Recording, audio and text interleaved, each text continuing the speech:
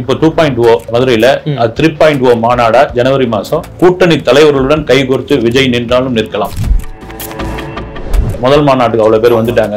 மதுரை மாநாடுலாம் சொதப்போம், அந்த அளவுக்கு இதுவா இருக்காது, ஆட்கள் இவங்களே வந்து லாரி பஸ் எல்லாம் கூட்டின்னு வர போறாங்க அப்படின்ற மாதிரியான கான்ட்ரவர்சி எல்லாம் இருக்குது. அதுக்கு வாய்ப்பே இல்லை. அது வெறும் பார்த்தது ட்ரெய்லர், இனிமேல் தான் மெயின் பிக்சர் மாதிரி. அது ட்ரெய்லர் பார்த்தாச்சு, பிக்சர் எப்படி எடுக்கணும்னு ஒரு முடிவுக்கு வந்தாச்சு.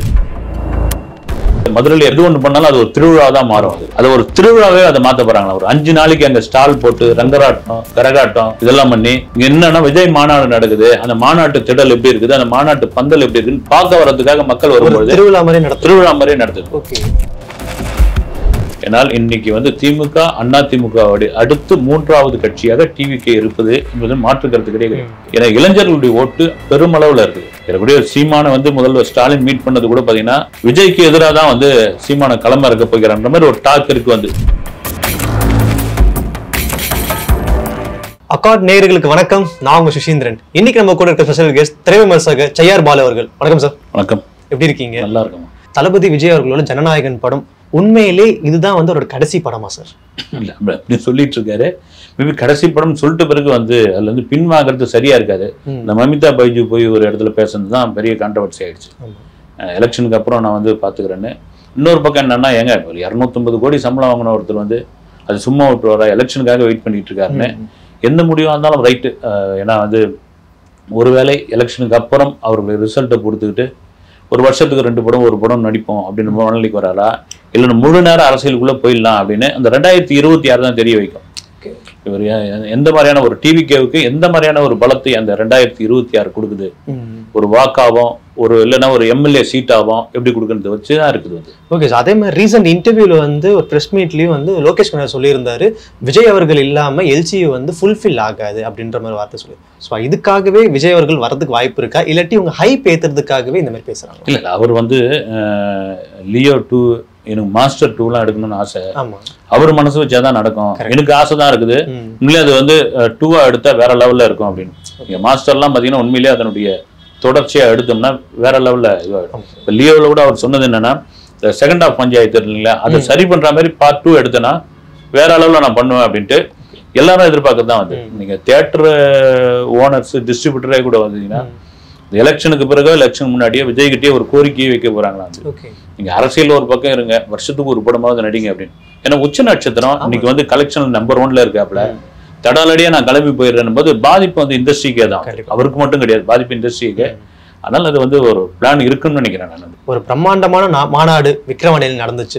அதை தாண்டி இப்போ வந்து எதிர்பார்க்கிற மாநாடு மதுரையில் நடக்க போகுது அப்படின்ற நிறைய விஷயங்கள் பேசிட்டு இருக்காங்க. இல்லாட்டி விக்கிரவாண்டிக்கு அந்த பிரம்மாண்டம் வந்து மதுரையில இருக்காது அப்படின்ற மாதிரி பேச்சுகள் பேசிட்டு இருக்காங்க. உங்க சரௌண்டிங்ல என்ன பேச்சுகள் போயிட்டு? இல்ல அதுதான் சொல்லிட்டு இருந்தது. ஏன்னா விக்கிரவாண்டி வீச்சாலைக்கு வந்த கூட்டம் கட்டுக்கடங்காத கூட்டம். இந்த முதல் இதுல வந்து விஜய் மாநாட்டை பார்க்கறதுக்கு ஆர்வத்துல முதல் மாநாட்டுக்கு அவ்வளவு பேர் வந்துட்டாங்க. மதுரை மாநாடுலாம் சொதப்போம், அந்த அளவுக்கு இதுவா இருக்காது, ஆட்கள் இவங்களே வந்து லாரி பஸ் எல்லாம் கூட்டின்னு வர போறாங்க அப்படின்ற மாதிரியான கான்ட்ரவர்சி எல்லாம் இருக்குது. அதுக்கு வாய்ப்பே இல்லை. நீங்களே பாருங்க, விக்கிரவாண்டி மாநாடு 85 ஏக்கர். அங்க வந்து உளவுத்துறை கணிச்சது வந்து ஒரு 3 லட்சம் பேர் வர போறாங்கன்னா, ஆனா 10 லட்சம் பேர் வந்துட்டாங்க. இன்னும் நிறைய பேர் உள்ள என்ட்ரி ஆக முடியாம டோல்கேட்லாம் இருந்தாங்க. வந்து இங்க பாத்தீங்கன்னா 506 ஏக்கர், கிட்டத்தட்ட அவங்க டார்கெட் 40 லட்சம் பேர் வர போறாங்க அப்படின்னு.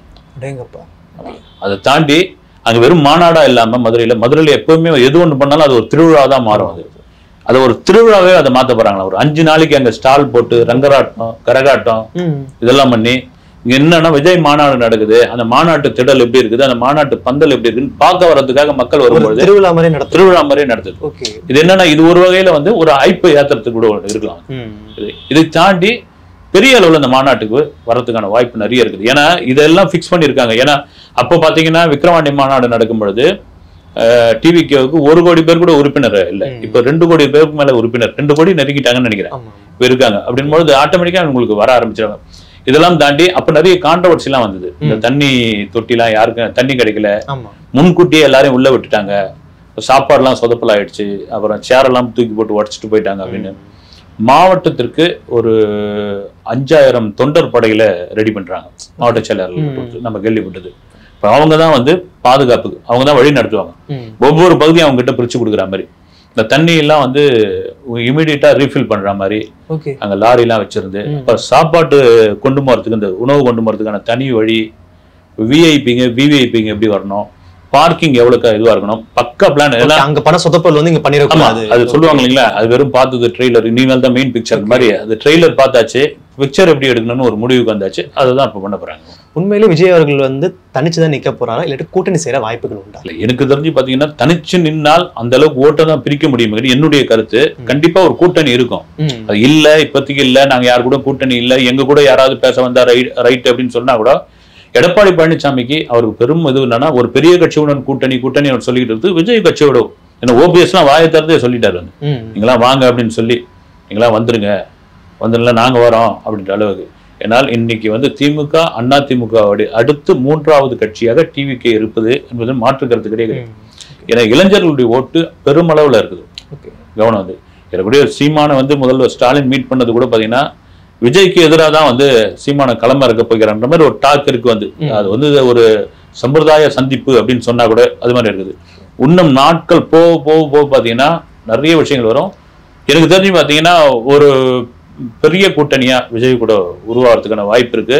அப்போ வந்து ஒரு 2.0 மதுரையில 3.0 மாநாடா ஜனவரி மாசம் கூட்டணி தலைவர்களுடன் கைகோர்த்து விஜய் நின்றாலும் நிற்கலாம்.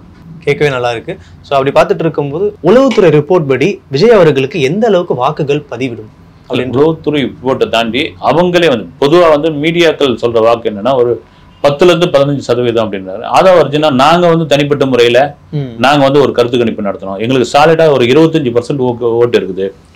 இன்னும் கொஞ்சம் நாங்க உழைக்க ஆரம்பிச்சு இன்னும் மக்கள் கிட்ட போய் இது பண்ண ஆரம்பிச்சு இப்போ ரோட் ஷோ எல்லாம் பண்ண ஆரம்பிச்சாருன்னா நாங்க அந்த 35% ஓட்டு நாங்க வாங்கிடுவோம், ஏறக்குறைய ஆட்சி நாங்க அமைச்சிருவோம் அப்படின்னு சொல்றாங்க. பட் இனிமே களத்துல இறங்கணும் சார் அவரு. இல்ல இனிமேல் அதாவது செப்டம்பர் 17 பெரியார் பிறந்த தினத்துல இருந்து அவரு அந்த நடைபயணத்தை தொடங்க போவதாக ஒரு தகவல் இருக்கு. அது எந்த அளவுக்கு உண்மைன்னு தெரியல. கடைசி 2 கேள்விகள்.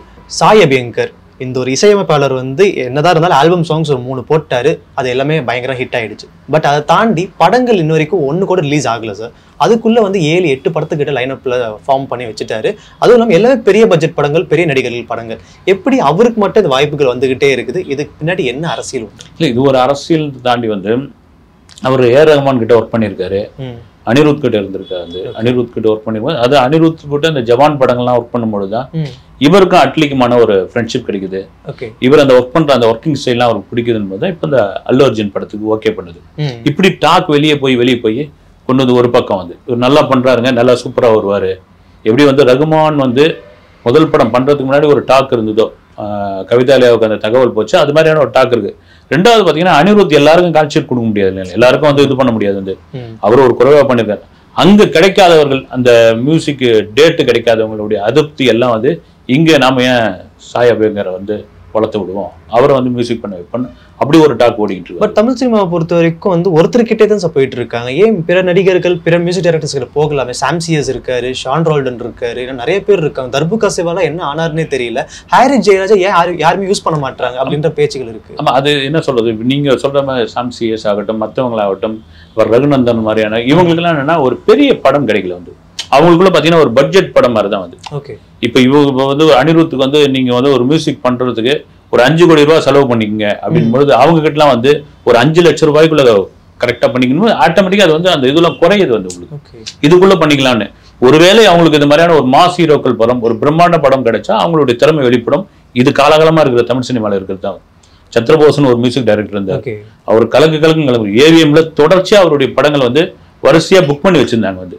ஆனா ஒரு கட்டத்தில் அவர் அப்படியே மியூசிக் பண்ணிட்டே போயிட்டாரு. அந்த ரேஞ்சில் தான் வாய்ப்பு தான் ரொம்ப முக்கியமான ஒரு விஷயம். நம்ம நேயர்களுக்காக நிறைய சொன்னீங்க சார், ரொம்ப நன்றி. வணக்கம்.